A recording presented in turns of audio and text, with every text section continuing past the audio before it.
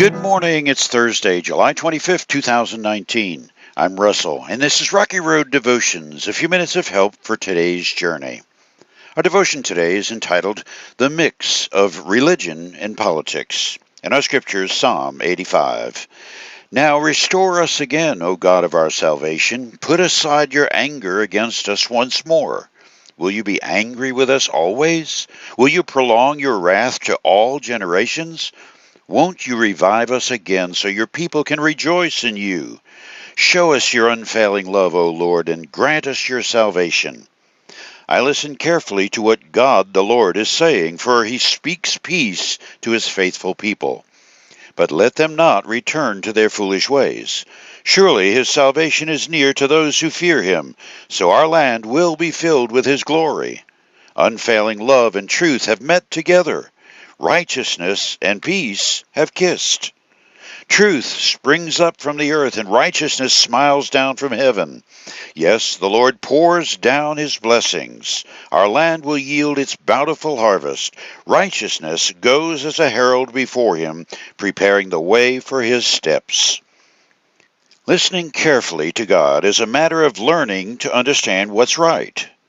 The kind of righteousness which leads to peace is the art of doing what is right.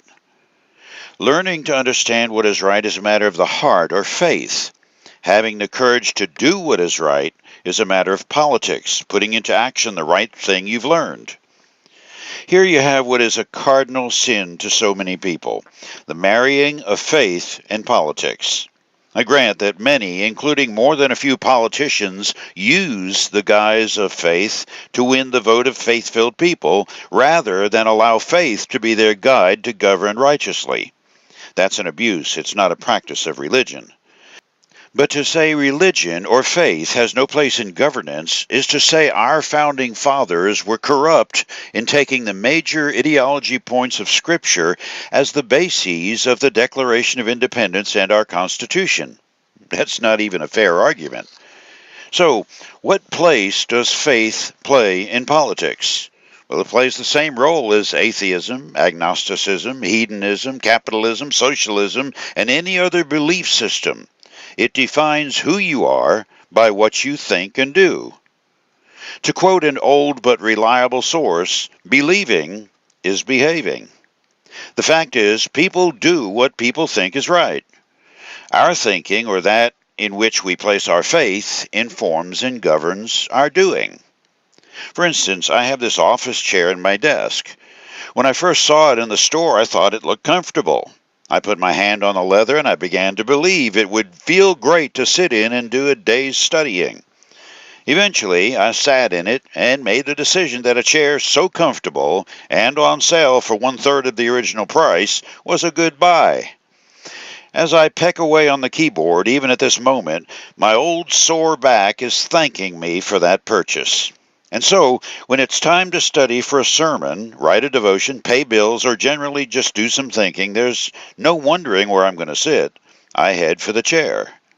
My belief in that chair has been validated, and it affects the way I do things in my study. For government to be righteous in the way that pleases God, it's important to do more than check the soundness of economic theory or promises of this program or that giveaway. Character will determine how those who rule do so. When David wrote to his son Solomon about being a king that would rule so he would please God, he didn't speak of the right schools or choosing generals or theories of government. He warned Solomon about his heart, the seat of faith. 1 Chronicles 28 and verse 9. Solomon, my son, learn to know the God of your ancestors intimately. Worship and serve him with your whole heart and a willing mind. For the Lord sees every heart and knows every plan and thought. If you seek him, you will find him. But if you forsake him, he will reject you forever. For you today, in any decision about whom you select to rule over you, remember to mix your faith in with the political dilemma. Look to the candidate's heart to see if his or her faith is on a kissing relationship with doing righteously. You chew on that as you hit the rocky road. Have a blessed day.